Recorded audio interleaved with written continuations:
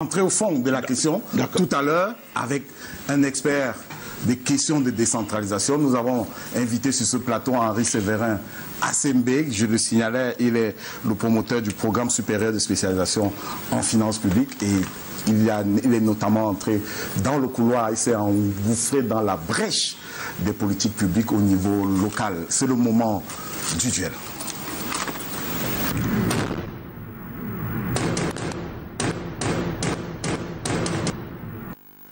Henri Séverin Assembe, bonsoir. Bonsoir Rodrigue. Bienvenue. Je vous souhaite bienvenue. Je vous souhaite bienvenue sur le plateau. Le plaisir est partagé. Okay. Je voudrais quand même apporter un correctif. C'est l'administrateur directeur de l'Institut des hautes études sur la gouvernance territoriale et la décentralisation. Dans une autre vie, j'ai eu à conduire sur ces fonds baptismaux le programme supérieur de spécialisation en finances publiques, qui est le projet d'Institut des finances publiques du Cameroun. dont vous êtes le promoteur. Merci d'avoir accepté notre invitation. Est-ce que vous êtes senti interpellé dans la première partie de cette édition? La première partie a été assez intéressante. Je note que mon vis-à-vis est un combattant qui porte fièrement sa casquette. Et je voudrais tout de suite lui poser la question de savoir à quel titre est-ce qu'il souhaite que nous puissions échanger. Maire de Njombe Penja, président élu local, président d'un parti politique, parce que les deux choses vont structurer la nature de l'échange que nous aurons. Monsieur le maire. Je préfère qu'on discute sous la coupe de ma casquette de maire. Puisqu'on parle de décentralisation. Parce qu'on parle de décentralisation. Monsieur le maire, décentralisation, monsieur le maire, signifie que vous êtes dans une activité purement administrative, c'est-à-dire soumise aux lois de la République dans votre esprit républicain. Qu'est-ce qui fait votre succès en Njombe Penja? Vous avez été en prison, vous n'étiez plus maire, vous êtes revenu, vous êtes passé haut la main. C'est quand même impressionnant. Qu'est-ce qui fait votre succès? Ce qui fait mon succès, si vous appelez ça succès, c'est le fait que je suis très proche de mes administrés. Même lorsque je n'étais plus aux affaires, je suis très proche de mes populations. Je me sens quelquefois très à l'aise de marcher à pied toujours. Moi, je suis presque toujours à pied à Njombe Penja. J'entre dans presque toutes les cuisines. Je m'assois avec les mamans. On partage. Parfois, j'ouvre même leur marmite. Vous comprenez que ce type de proximité peut amener les gens à dire mais pourquoi devons-nous aller chercher loin un maire alors que nous avons notre enfant qui est avec nous au quotidien. Donc moi j'ai compris qu'en politique, aussitôt que vous vous positionnez comme une élite, ça sécrète des attitudes élitistes et donc des attitudes détachées de votre environnement. Et moi, l'ayant donc compris depuis des décennies, j'ai dit ok, moi je vais vivre avec la population, je serai avec la population. Lorsque ceci est dit, vous parlez avec beaucoup de passion de la commune de Njombe Penja, ça signifie que vous la connaissez. Quel est son poids économique? Parlez-nous en termes de chiffres. Quel est son poids économique? S'il vous plaît, si la commune de Penja avait évolué sans entrave, la commune de Penja, je vous prends... Qu'est-ce qu'elle vaut, la commune de Njombe Penja? S'il vous plaît, je n'ai pas encore fini. Passons, vous pensez aux téléspectateurs. Il faut penser aux téléspectateurs. La commune de Njombe Penja est le plus grand scandale, l'un des plus grands scandales dans ce pays, un peu comme le scandale de l'Est. Scandale géologique. Géologique. D'abord avec un sol extrêmement riche. Monsieur le maire, je voudrais des chiffres. Nous sommes dans un exercice statistique. Je viens de commettre une étude, s'il vous plaît. Quoi le poids économique de la commune de Njombe Penja? C'est plus le poids. Si nous ne pouvons pas avoir une réponse, permettez-moi de répondre. Je viens de commettre, par appel d'offres, une étude dont j'ai reçu déjà le rendu. Les carrières à elles seules apporteraient à la commune de Penja annuellement 48 milliards de francs CFA. Les carrières à elles seules. Je ne parle pas des contributions de la bananeraie. je ne parle pas des contributions agricoles, donc je ne parle pas des revenus, parce que, vous savez, Njombe-Pendia, c'est un des grands bassins agricoles dans ce pays, qui supporte pratiquement toutes les populations de Douala. Njombe-Pendia, c'est de la banane, c'est le seul poivre labellisé du monde, c'est l'ananas, c'est tout ce que vous avez comme vivre sur le marché pratiquement, le macabo, le manioc. En Njombe-Pendia, lorsque vous avez mis un plantain, même sur le caillou, il pousse. Monsieur le maire, je n'ai pas fini. Je conclue. Je vous dis que j'ai fait une seule évaluation pour l'instant. Et c'est un travail rendu, c'est un travail commandé par la commune. 48 milliards de francs de recettes annuelles, seulement sur les carrières. Je note que le maire de la commune de Njombe-Pendia ne connaît pas le poids économique de sa commune. Passons pour cette année. J'ai peur que vous ayez eu les mauvaises informations sur la commune de Njombe-Pendia. Combien d'emplois? C'est moi qui dois vous dire ce que pèse Njombe-Pendia. Vous faites partie des promoteurs de l'emploi dans la commune de Njombe-Pendia. La commune de Njombe-Pendia pourra créer combien d'emplois au terme de l'exercice 2020? Au minimum. Pour votre quinquennat, vous voulez créer combien et au quinquennat, au minimum 1200. Et comment? Et comment? Oui. Ok. Peut-être que j'aurais pas voulu parler comme quelqu'un qui est en pleine campagne électorale. Vous comprenez? Mais voici. Mais il y a des régionales. Non, s'il vous plaît. Non, il est sur un terrain. Il est sur un terrain où je me sens à l'aise. Je voudrais vous dire, le premier projet, la commune est en train de viabiliser 300 hectares de terre pour créer ce qu'on appelle la prairie d'été. La prairie d'été en Njombe-Pendia. Ça veut dire que c'est des jeunes pris dans tous les quartiers, les jeunes chômeurs, que la commune est en train d'organiser sous forme de GIC. Ils sont 400 qui vont occuper 300 hectares de terre pour ne produire que toutes les feuilles qui concourent à la fabrication des thés. Nous notons que vous allez créer, s'il vous plaît, emplois. Et ça, c'est à court moyen terme. À court moyen terme. Maintenant, j'ai pas fini. La commune, le plus gros projet de la commune de Pendia, c'est qu'en ce moment, ce dossier, et d'ailleurs c'est ce dossier qui m'a amené, nous sommes en train de demander le reversement du domaine privé de l'État, du domaine public, du domaine de l'État à la commune de Pendia, parce que nous sommes co-gestionnaires, je l'ai dit, la commune est co-gestionnaire avec l'État du territoire camerounais. Nous sommes en train de le demander pour créer la première zone industrielle communale du Cameroun, c'est-à-dire que la première zone industrielle communale du Cameroun, qui commence par la mise en place en Njombe-Pendia de près de 4000 hectares de manioc. Transformable sur le terrain, s'il vous plaît, transformable sur le terrain avant... Monsieur le maire, nous allons rentrer dans le dur. D'accord. Lorsque ceci est compris, je voudrais quand même savoir, depuis quand est-ce que nous parlons de décentralisation au Cameroun? Quand est-ce que la décentralisation... Depuis 2004, formellement. Non, la loi a... Les lois, c'est depuis 20 ans. Mais je dis formellement. Quand je dis formellement, les premiers textes sur la décentralisation, c'est les textes de 2004. C'est les textes de 2004. Disons quand même que le Cameroun est une république unitaire et décentralisée depuis 2004. Depuis le 2 juin 1972. Lorsque c'est passé... Décentralisé, vous parlez de quoi? Non, il ne faut pas donner de mauvaises informations à nos enfants. Non. Je ne vous apprends pas votre travail.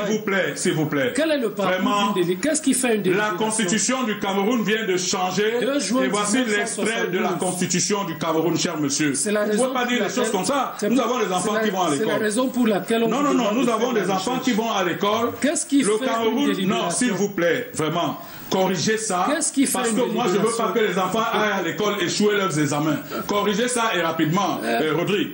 Je souhaite vraiment que cela soit corrigé.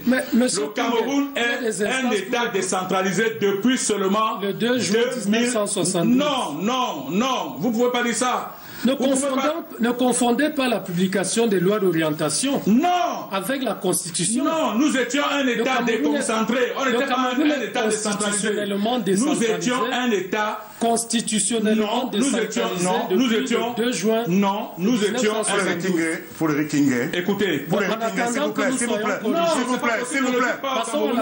S'il vous plaît. Ne le dites pas. Henri Sévérin Assembé. Moi, je suis choqué. Pour le King, le Cameroun, depuis la constitution du 2 juin 1972, cette constitution confère aux communes un cadre juridique en faisant d'elles des personnes morales en droit public. Monsieur King, qu'est-ce d'une autonomie, s'il vous plaît, d'une autonomie, pensons au public. Jouissant d'une autonomie financière, juridique et administrative, la République du Cameroun est un État unitaire décentralisé depuis le 2 juin 1972. Monsieur King, qu'est-ce qui fait une délibération? Pardon? Qu'est-ce qui fait une délibération? Vous avez une délibération municipale. Oui. Vous avez dit, sur la base des délibérations, vous avez procédé à un ensemble d'activités délictueuses, délictuelles. Pourquoi vous appelez ça délictuel? Pourquoi vous dites délictuel? Qui l'a dit? C'est moi qui l'ai dit? J'y reviendrai. Répondez à ma question. Pourquoi vous parlez de délictuel? Est-ce que vous pouvez répondre à ma question? Non, quelle est votre question? Mais enlevez le mot délictuel. Une délibération, un projet... On peut se priver des épithètes. Un projet ne devient délibération que lorsqu'il est approuvé par l'autorité de tutelle, c'est-à-dire le préfet. C'est faux. Vous savez pourquoi c'est faux? Façon. Non, vous savez, je ne sais pas. Non, mais c'est pas pédagogique ce que vous faites. Ce que vous faites n'est pas pédagogique. Je comprends simplement que le maire de la commune de Njombe-Penja ne connaît pas le cadre. Non, vous ne pouvez pas. C'est pas ça votre rôle. Il suffit pas de proclamer. Je suis choqué. Une délibération, un projet de délibération adopté par le conseil municipal n'entre en vigueur qu'après son approbation par l'autorité. Mais vous dites tout ce que vous dites est faux. Voilà. Permettez-moi maintenant de répondre et de vous dire pourquoi c'est faux. Référez-vous à la loi. S'il vous plaît, permettez-moi de vous dire pourquoi c'est faux. Lisez l'article 76 Qu'est-ce qu'il dit de la loi. Si vous le connaissez, je peux lire pour vous. Voici, commençons par l'article 74. Les actes pris par les collectivités territoriales sont transmis aux représentants de l'État auprès des collectivités par courrier recommandé et après dépôt de services compétents sont contre-accusés de réception. 75. Les décisions individuelles réglementaires prises par l'exécutif sont applicables de plein droit et autres. Toutes les délibérations, toutes les décisions, comment vous appelez, individuelles, sont de plein droit appliquées. Mais maintenant, que dit la loi? Article 76. Voici les seuls points sur lesquels le préfet intervient sur une délibération. Voici ça. Par dérogation aux dispositions des articles 74, 75, demeure soumis à l'approbation préalable du représentant de l'État et transmis au responsable local du ministère chargé des collectivités territoriales les actes pris dans les domaines suivants. 1. Les budgets et comptes des autorisations spéciales. Oui. Les emprunts, les garanties d'emprunt, les conventions, les coopérations internationales, les affaires domaniales. Lorsqu'il n'y a rien de tout ça, ça ne relève pas de vous avez répondu vous-même à votre question. Nous sommes dans le dur. Est-ce que vous êtes convaincu de ce que je dis? Vous avez répondu vous-même à votre question. Ok. Maintenant, est-ce que vous pouvez au moins dire aux Camerounais que c'est ça? Les Camerounais ont compris que vous ne comprenez pas de quoi il est question. Quel est le processus du transfert de compétences? On va parler. Je sais pas exactement ce qu'on va faire ici. Bon, je le retire. Monsieur, moi, je n'accepte pas. S'il vous plaît. Je n'accepte pas de jugement de valeur. Vous avez fait confiance. Pas ce type de hauteur mal placé. Je vais vous dire, nous sommes là pour enseigner les enfants. Nous sommes là pour enseigner nos enfants. Monsieur le maire, voici les seuls actes sur lesquels le préfet agit. Lorsque vous prenez tous les autres, les actes, je voudrais vous dire, les actes de gestion quotidienne sont d'application immédiate. C'est-à-dire que si vous prenez une délibération qui concerne les actes de gestion quotidienne, la délibération n'est pas soumise au préfet parce qu'elle n'entre pas dans le cadre des actes cités à l'article 76 du Code général de la décentralisation. Monsieur le maire, nous pouvons continuer. Il faut faire attention, moi je suis un vieux maire, vous ne pouvez pas tenir des discours condescendants devant pas de jugement, s'il vous plaît. Je retire mes propos. Oui. Retirez ça, merci. Merci d'avoir retiré. Quel est le processus qui consacre le transfert des compétences? Maintenant, dans l'opérationnalisation, Mais moi j'ai l'impression que vous pensez que je suis un élève. Hein? Non, je vous amène. Mais nous n'avons que 30 minutes, malheureusement. Vous dites quel est le processus? Y arriver. Le processus, si nous souhaitons aller vite, c'est la loi, c'est le décret d'application et c'est l'arrêté qui met en place le cahier des charges. Non, je vous dis non, je continue à vous dire non. Nous ne sommes pas de la même école. Je vous dis que moi je suis un puriste. Je suis un puriste en droit. C'est-à-dire que lorsque une loi est votée, elle est d'application immédiate. Donc votre discours là ne passe pas dans mes oreilles. Moi je suis un puriste. Maintenant vous êtes libre d'avoir vos convictions. Monsieur Kingé. Vous comprenez? Oui. Monsieur Kingé. Oui. Et si nous reprenons la loi en son article 18, qu'est-ce qu'elle dit? La loi dit en son article 18, les collectivités territoriales exercent à titre exclusif les compétences transférées par l'État. Oui. Un décret du Premier ministre précise les modalités à l'application du présent article. Mais monsieur, j'essaie... Ça, c'est la loi. Mais je vous ai dit... J'ai d'ailleurs répondu... De quelle loi parlez-vous? J'ai déjà répondu à cette question ici. J'ai dit que je fais partie des gens dans ce pays qui croient que lorsqu'une loi est promulguée, elle est d'application immédiate. Et donc, je ne souscris pas à cette disposition. Mais maintenant, en admettant même que cette disposition s'impose, elle vient simplement confirmer qu'il n'y a pas encore... Alors, je voudrais... Henri Séverin Assembé. Oui, ça veut dire que le maire n'a encore aucune compétence. Qu'on comprenne. Mais maintenant... Qu'on comprenne. Alors, est-ce que, puisque Paul-Éric Kingé évoque les questions d'école, est-ce que vous êtes de l'école qui pense que tant qu'il n'y a pas de texte d'application, on n'applique pas la loi? Moi, je suis républicain. Oui. Et dans le cadre de la République du Cameroun, si nous parlons de décentralisation, c'est le cadre normatif qui accourt, qui fait de nous des citoyens de cette République et qui encadre les activités que nous sommes susceptibles de mener. En son article 18, le Code général des collectivités territoriales décentralisées dit clairement que les collectivités territoriales exercent à titre exclusif les compétences qui leur sont transférées par l'État. Cela suppose que ces compétences sont au préalable, c'est-à-dire en amont, avant la décentralisation, exercées par l'État qui décide à un moment donné de s'en dessaisir afin qu'elles soient exercées par les collectivités territoriales décentralisées. Afin que cet exercice soit équilibré, bien perçu et défini dans son détail, cela nécessite un décret du Premier ministre et plus loin l'arrêté portant cahier de charges initié par le ministre initiateur de la compétence à transférer. Parce qu'à la réalité... Je reviens à ma question. Est-ce qu'en attendant le décret d'application, on n'applique pas la loi? Si nous sommes citoyens dans la République, nous sommes en situation d'attendre le cadre réglementaire qui va accompagner la mise en œuvre de la loi. Ça veut dire donc qu'il n'y a pas encore de décentralisation. Il n'y a pas encore de décentralisation.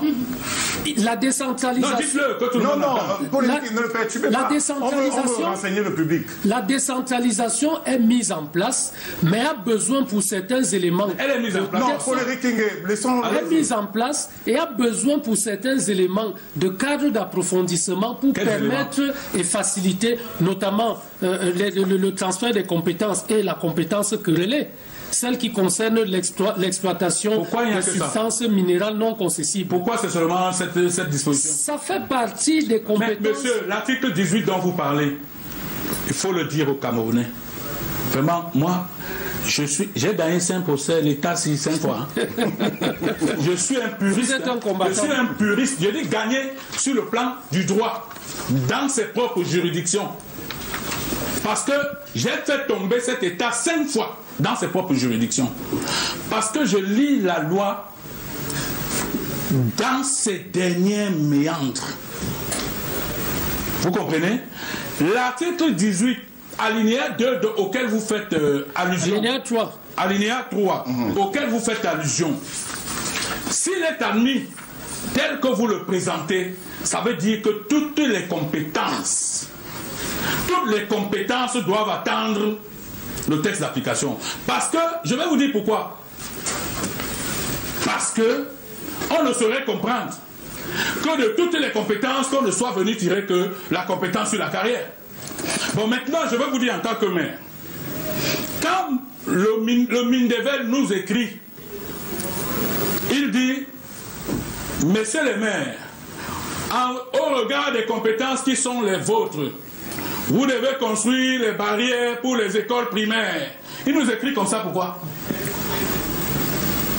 Puisque les compétences ne sont pas encore transférées, tout ça attend les textes d'application. Pourquoi il nous écrit comme ça? Vous savez, c'est deux choses ou l'une. Soit lui-même ne comprend pas ce qu'on appelle la décentralisation et il est donc le ministre de la centralisation, soit il doit se remettre à l'école de la décentralisation pour comprendre le ministère qu'il porte, parce que vous ne pouvez pas écrire aux maires. Alors qu'il y a un ministre de l'éducation de base, mais vous rappelez aux maires, ça c'est des messages portés qu'il nous envoie là. Je parle là de ce que nous recevons chaque jour de lui. En vertu des compétences qui vous sont transférées, et au regard de l'insécurité qui règne dans le pays, et par rapport à Covid, je vous demande d'encercler les écoles primaires de barrières, de clôture. Il nous parle d'abord de compétences. Il nous dit d'entrer maintenant dans les compétences du ministre de l'éducation de base. Il s'appuie sur quoi? C'est quand ça concerne la carrière qui prend son bit. Alors qu'on vend le sable à ça et à Obala, là-bas il ne voit pas ça. Andobé Penga, il dit que le maire doit s'asseoir et attendre comment vous appelez ça, que la compétence soit transférée. Ne prenez pas Paul Biya pour un fou. Vraiment, pour une fois, honorez le papa là, et permettez-lui de sortir, permettez-lui de bien sortir. Pour le Rikingue, qui a nommé le ministre de la décentralisation? Non, je dis que mais il est possible. Nous sommes des chefs d'entreprise. Moi, je suis un chef d'entreprise avant d'être maire. Il est possible qu'à un moment donné, tu aies un employé ou deux employés qui ne comprennent pas grand-chose à la philosophie de ton entreprise et tu n'es même pas au courant. Parce que tu sais, le système est fait au Cameroun tel que on masque même les insuffisances. On masque les insuffisances, c'est presque des incompétents qui dirigent. Mais ce n'est pas les ministres qui ont pris la loi de 2004 qui n'a jamais été appliquée, qui n'a jamais été globalement. Monsieur Biya défini. Monsieur Biya défini. Non, s'il vous plaît. Non, s'il vous plaît, vous allez écouter ma question. La loi spécifique ou applicable aux collectivités décentralisées a été promulguée en 2004. Oui. On n'a pas attendu le ministre de la décentralisation pour sa mise en œuvre. Jusqu'en 2020, ce n'était pas le ministre, c'était le président de la République. Non, vous savez qu'il y a eu une loi spéciale qui a été prise après un dialogue national. Et le spécial, non, s'il vous plaît. Le spécial emporte sur le général. Et le spécial emporte sur le général. Maintenant, je dis que à partir du moment où la volonté de celui qui dirige ce pays est de donner aux Camerounais la décentralisation, les gens qui l'accompagnent doivent l'aider à implémenter sa volonté. Parce que je suis choqué qu'un homme de 87 ans soit plus habile qu'un ministre des Mines qui n'a pas encore 50 ans ou 60 ans. Moi, je suis choqué. Mais pour les parce que je vais vous dire, vous savez au moins. Je le dis parce que. Non, vous savez au moins, s'il vous plaît. S'il vous plaît. Allez-y. Vous savez au moins, et c'est connu de notoriété, le système de Yaoundé est jacobin. Ce n'est pas un ministre qui fait le système. Oui. Le système est centralisé. Le système centraliste. Le système. Est-ce que c'est nouveau, ça, Henri Séverin Assembé? Est-ce que c'est nouveau pour vous également? Vous dites qu'il est centralisé aussi? Est-ce que le système de Yaoundé n'est pas jacobin? Il est centralisé aussi? L'organisation de l'État est fondée sur une culture jacobine qui est en train de subir une transformation profonde, d'où le concept de la décentralisation qui accompagne d'autres programmes tels que la gestion axée sur les résultats, la professionnalisation, qui refont confiance aux citoyens, lui permettent d'exprimer, de mobiliser ses capacités productives. Monsieur, afin que nous puissions arriver... Quand on nomme un ministre, un an après, il n'a pas encore préparé un arrêté. Il fait quoi dans un tel gouvernement? Il doit démissionner. On avance. Je suis président de la République. Ce monsieur, je prends un décret pour l'enlever immédiatement. Monsieur le maire, vous comprenez? Monsieur le maire, vous comprenez? Les maires, écoutez, nous devions être les bénéficiaires de cette loi. Vous avez peur d'accuser le président de la République? Non, je n'ai pas peur de l'accuser. Il a fait ce qu'il a fait. C'est pas à lui de préparer. Non, c'est pas à lui de préparer les arrêtés. Nous avons dit aux téléspectateurs que c'est un ministre. Non, il a des collaborateurs. Ah, d'accord. S'il prend des collaborateurs qui sont paresseux, ça n'engage que ses collaborateurs. Et il mérite d'être sanctionné. Qu'est-ce qui explique qu'un an après, vous savez que au moment où on prend cette loi, il y a deux camps. Un camp des fédéralistes un camp pour la décentralisation. M. Biya estime que pour son pays, en tout cas pendant qu'il est là, c'est la décentralisation qu'il faut. Je me situe d'abord comme un Bantou, je vois son âge, je dis il faut respecter cet homme. Je me situe maintenant comme un président de parti politique, je dis ok, je vais aller lire les textes sur la décentralisation pour comprendre si je dois amener mon parti à l'élection. Je finis de lire ces textes, ils me convainquent, je fonce. J'aurais pu boycotter les élections, comme les autres, mais j'ai dit j'y vais. Ok? Maintenant j'arrive, je pense que nous sommes donc en plein dans la décentralisation. Le ministre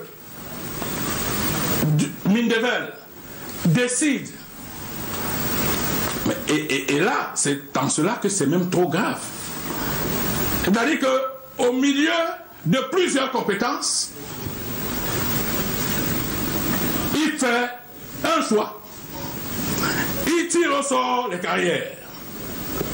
Alors que l'article 18, s'il vous plaît, alors que l'article 18, en son alinéa 3, dit que un décret d'application sera pris par le Premier ministre. Cet article, en le disant, met entre parenthèses toutes les compétences, c'est-à-dire celles sur la santé, celles sur l'école, celles sur la jeunesse, celles sur tout et celles sur tout. Mais seulement, ce qui intéresse mon ministre, c'est là où il y a des milliards. La carrière génère des milliards. Et moi, je dis que ça me pose un problème sérieux. Il faut que le Mindevel... Ça, vous l'avez dit. Il faut que le Mindevel prenne ses responsabilités. Nous avons encore seulement 5 minutes pour le gel, s'il vous plaît. Les choses pour permettre que ce pays avance.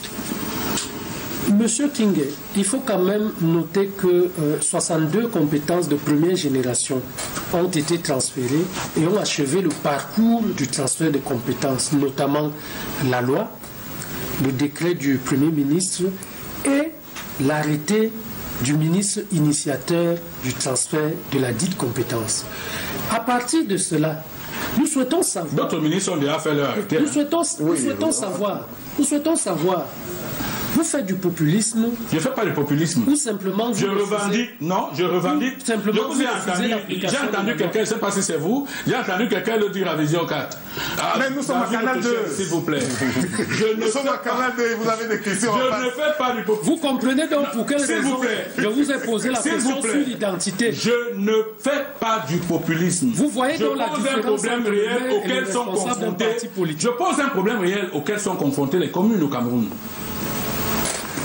Je vous dis que, conformément à l'article 390 du Code général sur la décentralisation, les carrières font partie des ressources des communes. C'est-à-dire qu'en attendant même les dotations, on l'a dit. Chaque commune se serait fait ses propres moyens. Mais regardez un État qui doit gérer le Covid, qui doit gérer ci, qui doit gérer ça, et se trouve encore dans l'obligation d'aider les communes. Vous n'avez simplement qu'à libérer les communes et leur dire allez exploiter vos biens et faites-vous de l'argent, ne comptez plus sur l'État. Monsieur le maire, je vous assure, vous le faites, ma commune a 48 milliards chaque année. Monsieur le maire, et j'offre à chaque citoyen de Ndjombe Pendia une maison. Monsieur le maire, là vous embarrassez la loi, jusqu'où comptez-vous aller? 48 milliards, ça donne une maison à chaque citoyen de Ndjombe Pendia. Ils sont combien? J'ai 101 000 habitants. Vous embarrassez... 48 milliards par an fois 5 ans. J'offre une maison de 6 millions à chaque Camerounais de Ndjombe Pendia. Dès lors que vous vous mettez en marge de la batterie normative qui gouverne la République... Je ne me mets pas en marge de la batterie normative. Comptez-vous aller? Je fais partie de ceux qui sont venus défendre les plus faibles. J'ai l'impression que vous croyez que c'est une affaire de Ndjombe Pendia seulement. Je vous ai parlé de Mombo. Mombo qui a 6 mois d'aéré de salaire. Je peux vous parler des écarts, je peux vous parler d'autres communes au Cameroun. Moi, je suis un combattant des libertés. Je ne suis pas un gars qui fait du buzz. Je suis un combattant des libertés. J'ai fait la prison pour les libertés. Et c'est trop donné. que de faire la prison pour les libertés. Donc on ne peut pas penser que je suis dans une telle démarche pour faire du buzz. Il faut qu'on apprenne à changer les choses dans notre pays, qu'on apprenne d'abord à respecter les lois. Vous faites des lois que vous-même vous ne respectez pas. Dites-moi un peu, est-ce que l'article auquel vous faites référence là a donné des délais au ministre? Il ne donne pas de délai au ministre, n'est-ce pas? Parce qu'on peut faire attendre les gens comme ça pendant 6 ans, pendant 40 ans, pendant 70 ans. Mais pourquoi les gens du RDPC, les ministres Paul Bianom, pourquoi ne peuvent-ils pas l'honorer, lui, en disant que papa est en train de partir? Pour eux, c'est leur papa, puisque c'est lui qui les nomme là. Donnons-lui le plus beau cadeau de sa vie, de telle sorte que quand il sort, il sait qu'il a laissé un État décentralisé réel.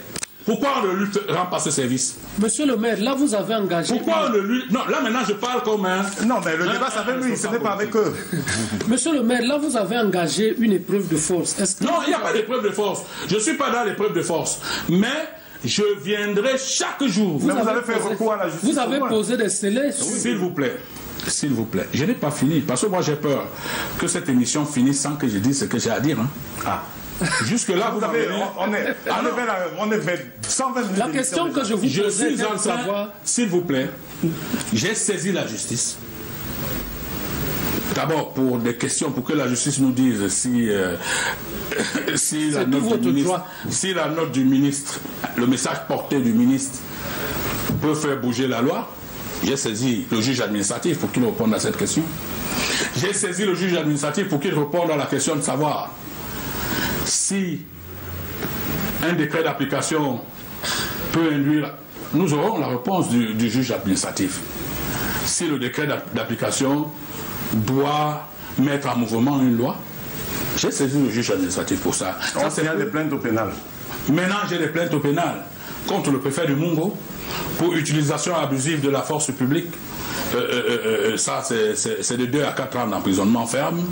J'ai porté plainte, n'est-ce pas, contre le commandant de groupement de Nkonsamba, parce que c'est lui qui est descendu avec ces éléments, non pas pour disperser, non pas pour apporter la force à l'autorité civile que je suis, mais pour détruire les guérites qui ont été construites avec l'argent du contribuable. Parce que c'est les communes de Pendia.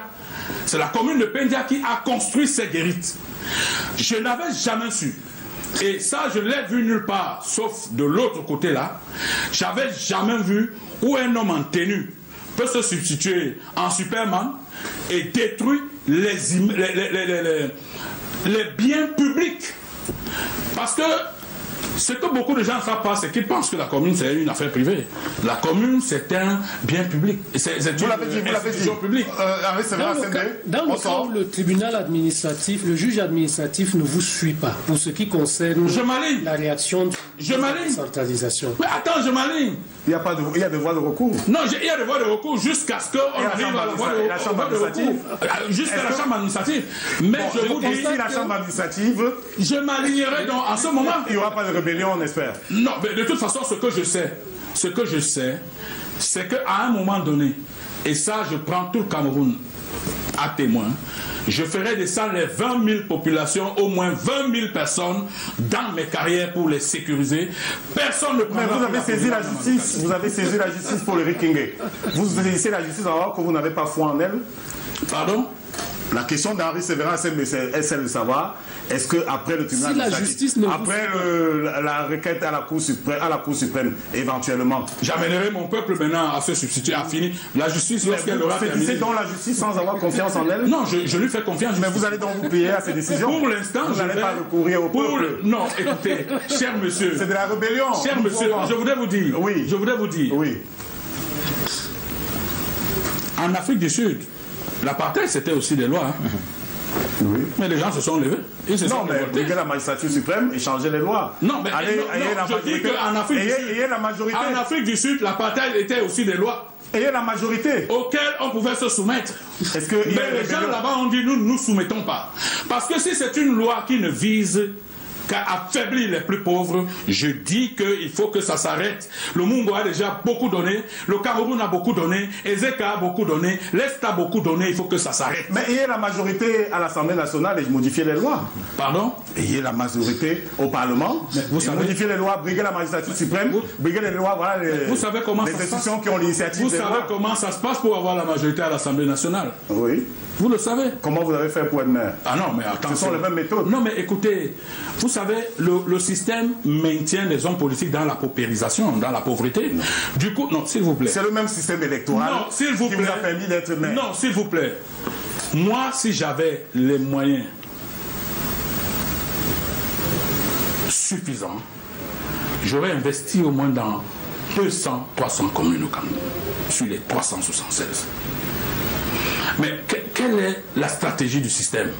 C'est de maintenir toutes les populations du Cameroun dans la pauvreté, au point aussi quelques-uns sont illuminés et veulent lever la tête, qui n'est que de petits subsides pour mettre en branle leurs ambitions. Vous comprenez? Voilà le vrai problème au Cameroun. C'est-à-dire que pour que vous renversiez la majorité du Parlement, là, il faut investir les gens dans toutes les unités de ce pays.